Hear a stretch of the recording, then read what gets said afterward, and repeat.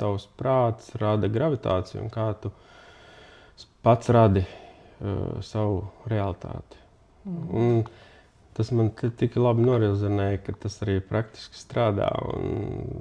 Daudz lietas bija jāpārmācās, jo es biju iemācījies to vispār savādāk nekā mēs ikdienā.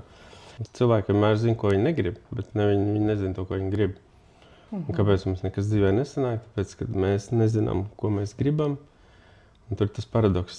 Un ir cilvēki, kas zina, un tad tie domā, ka tie ir tie veiksminieki. Un man bija tā, ka līdz tam es laiku meklēju, visādus tur arī, Indijā biju. Vienā reizē es sēdēju, tagad ir tā kā tāds bams tāds, es sapratu.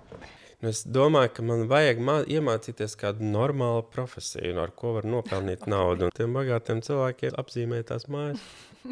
Tāds ar turienes iemācījos.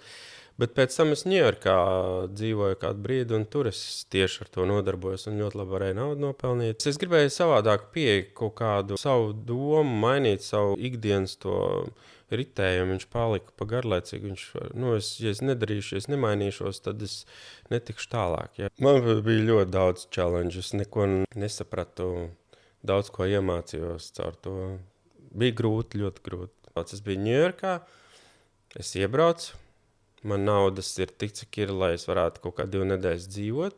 Ja es nevaru, ja man neatradīšu darbu 2 nedēļu laikā, tad man jābrauc uz Rīgu. To mācījos daudzus gadus, lai es atmācītos, ko par tiem padomos, kā tu izskatīsies, tevi kaunināja un par šo visu vajag atmest. Prāts ir instruments, kas jādarbina. Tu zini sevi un nenodo sevi. Ja?